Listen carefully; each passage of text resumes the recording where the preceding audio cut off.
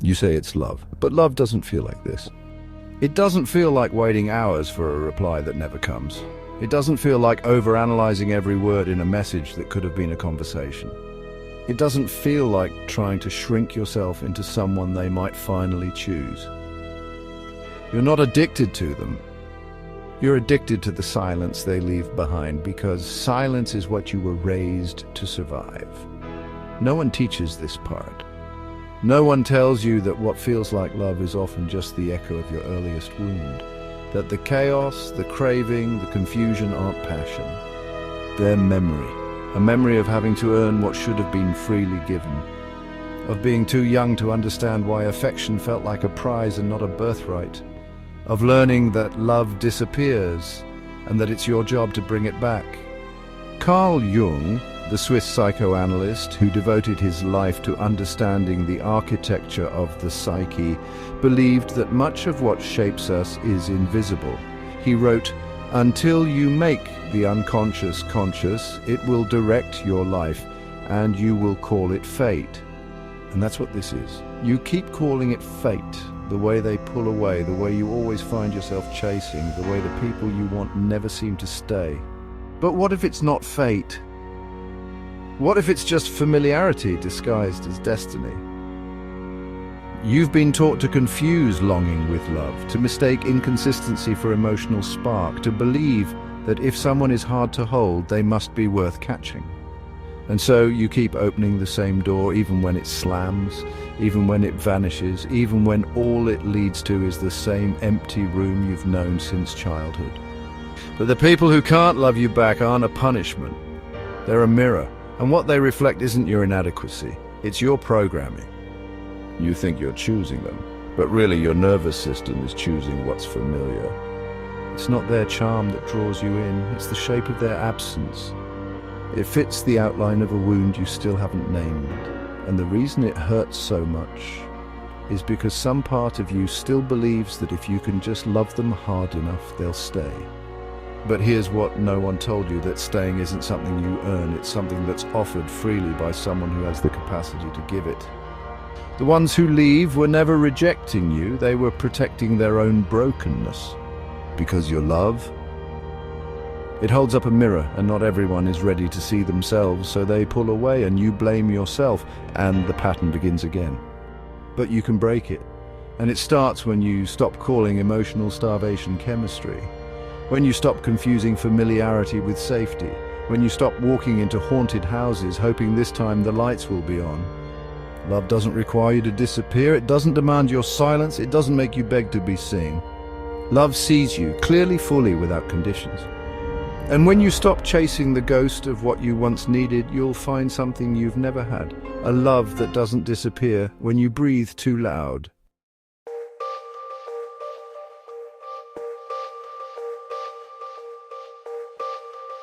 There's a myth we've all inherited, that love must be hard. That it's something you earn by being loyal through the pain, by proving yourself to the emotionally unavailable, by waiting patiently for the one who keeps you guessing. But that's not love. That's a ritual of self-erasure. You keep thinking you're falling for them. But what you're really falling into is a pattern. One you didn't create, but learned. One that was wired into you by moments you didn't choose, moments when affection was withheld. When love came only after silence or shame or sacrifice. And so now when someone pulls away, your first instinct isn't to protect yourself, it's to try harder. That's not because you're desperate, it's because your nervous system is still operating on the belief that if you perform well enough, they'll come back. Carl Jung called this projection. He believed we cast our unmet needs and unlived stories onto others, believing they can complete something inside us. We meet ourselves time and again in 1,000 disguises on the path of life. You're not in love with them. You're in love with the part of yourself you're trying to recover.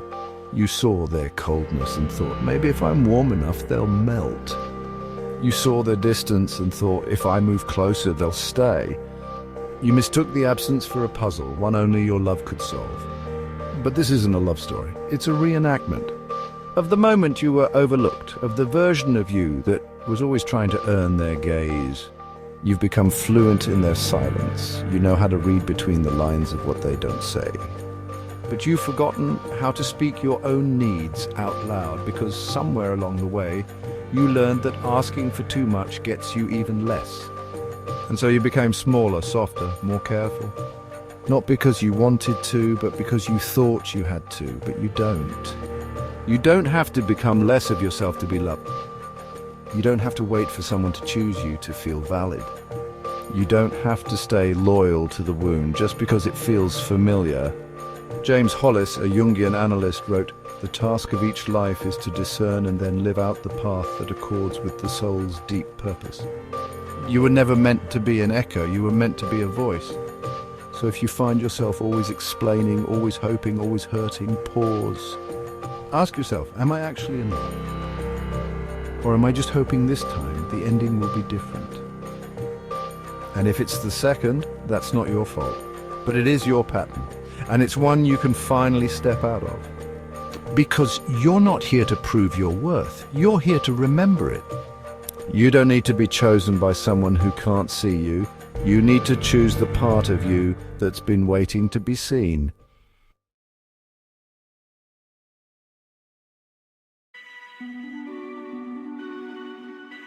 You keep calling it love, but love doesn't leave you starving. It doesn't feel like waiting by the phone, rehearsing your needs into silence. It doesn't feel like sacrificing your boundaries just to keep someone from walking away. It doesn't feel like longing that never lands. You weren't in love, you were in a memory, a living echo wrapped in hope, stitched together with ache. There's something ancient inside you, still trying to rewrite the past, still trying to make someone stay who was never capable of staying, still trying to earn affection the way you once had to, quietly, patiently, by disappearing your needs.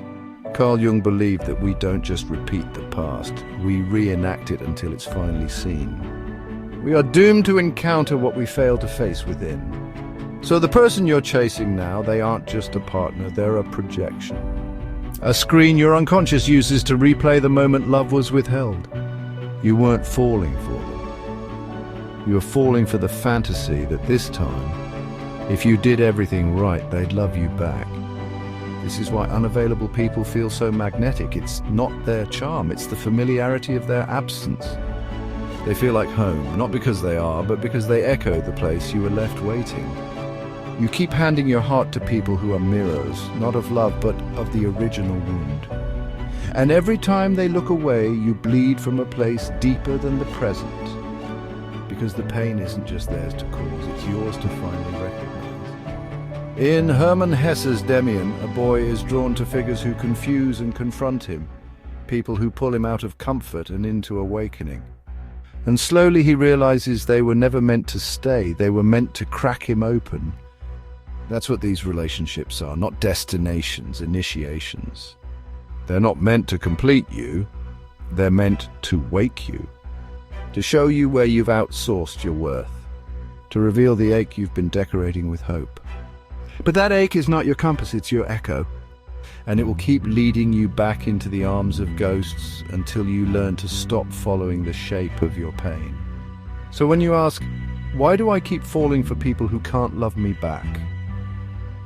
The answer isn't because you're broken. It's because you're remembering something you never healed. And memory, when mistaken for love, becomes a trap. But memory, when seen clearly, becomes liberation. You're not here to finish their story. You're here to write your own. One where you no longer beg for scraps. One where love doesn't look like waiting to be chosen. You don't have to earn what you deserve. You just have to stop handing your soul to people who can't hear its language. Because love doesn't whisper from behind a closed door. It stands in front of you, open, steady, and already home.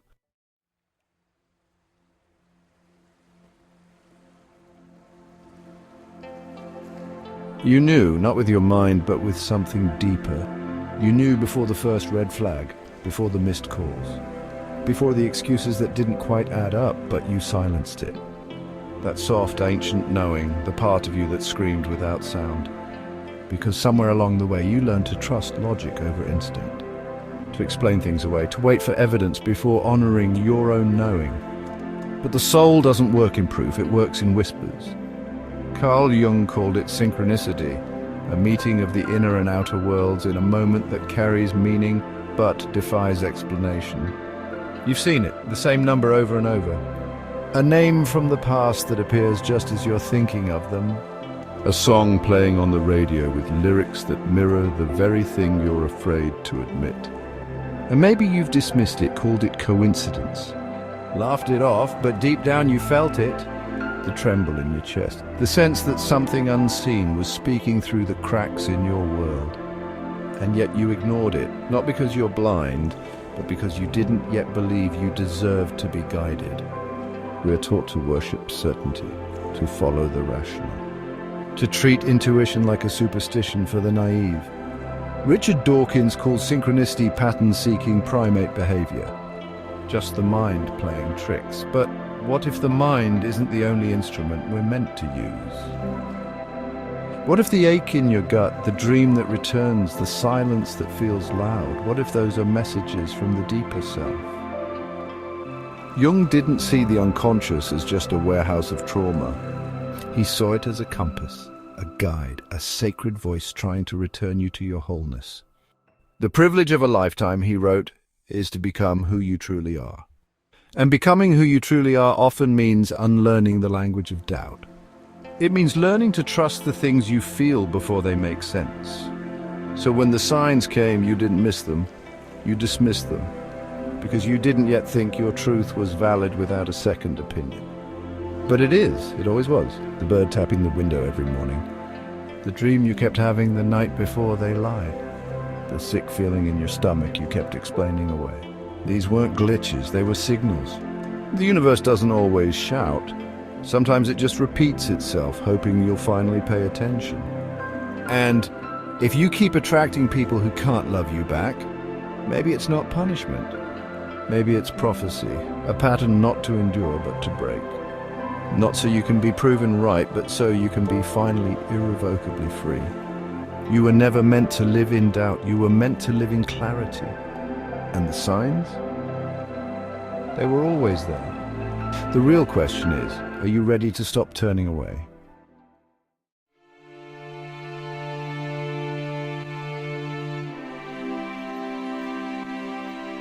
There's a kind of loneliness no one prepares you for. It doesn't arrive in silence. It arrives in rooms where you're surrounded but still unseen. It arrives in the eyes of someone who says they love you, but doesn't really know who you are. It's not just isolation. It's moral loneliness, the kind that comes when your soul is speaking a language no one around you understands. You begin to think maybe something's wrong with you, maybe you're too much, too deep to awake. But Carl Jung saw it differently. He believed that this kind of aloneness wasn't a flaw, it was a threshold. A signal that you're leaving behind a false self and approaching the deeper work of becoming whole. He called it individuation, not the pursuit of perfection, but the sacred, brutal path of reclaiming every abandoned part of yourself. But here's what they never tell you. The first sign that you're healing is that you feel more alone than ever. Because now you can finally see the rooms where you were tolerated, not loved. Now you can hear how loud the silence is when no one is willing to meet you at the level of your truth. And that ache you feel in your chest? That's not emptiness, it's space being cleared. You've spent so long shrinking yourself to fit into places that never deserved you. So long contorting your joy, your longing, your intuition just to be digestible. But wholeness doesn't require you to be palatable. It requires you to be real. You once thought the loneliness was a punishment. But what if it's a calling? What if it's your soul refusing to settle for people who only know how to love halfway? Think of the old Zen story of the blind monk who sits by the lotus pond. Day after day he listens until one day he hears the sound of a lotus blooming, not because he's different, but because he's finally quiet enough to hear what was always there. That's what this is. Your loneliness is not silence, it's signal. It's the sacred space where your intuition returns, where you stop betraying yourself to avoid being left, where you stop begging to be chosen because you finally remember you were never meant to be an option. The paradox is cruel but true. You will feel loneliest right before you become your most authentic self. But the pain won't last forever. One day the world will catch up to your frequency. And when it does, you'll meet someone who doesn't flinch at your depth, who doesn't call your self-respect drama, who doesn't confuse your clarity for confrontation. And you'll realize it wasn't that you were too much. It's that you were always meant for more. So don't run from the loneliness. Let it complete its work. Let it strip away the last lie that says your worth depends on who stays, because the real ones, they don't fear your fullness. They rise to meet it.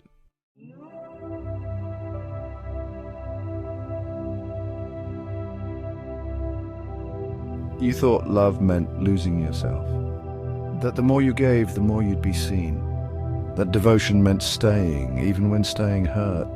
And now here you are, wiser, wounded, but finally ready to see the truth. You were never hard to love. They were simply unequipped to receive what you were offering. You weren't too much. You were just speaking to people who had silenced their own hearts. Carl Jung said, people will do anything, no matter how absurd, to avoid facing their own soul. And that's what happened. You offered a mirror, and they looked away. Because to love someone like you, someone with presence, with feeling, with self-awareness, requires a kind of courage they hadn't yet earned. But here's the twist no one sees coming. It was never your job to awaken them. It was your job to awaken yourself, all the heartbreak, all the patterns, all the times you mistook emotional starvation for intimacy. It was never evidence that you were broken. It was evidence that you were being broken open. There's a story about a woman who keeps dreaming of a staircase. Night after night she climbs it, only to find a locked door at the top. Until one night, instead of forcing it, she turns around and realizes the door wasn't where she was meant to go. The stairs themselves were the point. Each step a piece of herself returned. That's this moment. You don't need to reach someone else to be whole. You need to realize that you already were. The love you wanted wasn't hiding behind a locked heart. It was waiting inside your own. You were the one who stayed, even when they left. Even when your inner child trembled with fear. Even when you wanted to disappear. You stayed, you listened, you healed. And now you see it clearly, the pattern ends with you. You are not your past. You are not your projections. You are not a magnet for pain. You are a soul who was ready to wake up and did. You no longer offer your love as a test. You no longer confuse effort with worth. You no longer accept almosts, maybes, or someday, because now you understand real love isn't something you earn, it's something you recognize. And when it comes, if it comes, you'll know it not by how much it asks of you, but by how much it feels like home. So to anyone still chasing, still aching, still hoping they'll change, pause, turn inward, and remember, you are the one you've been waiting for. The pattern breaks, not when they stay, but when you stop needing them to.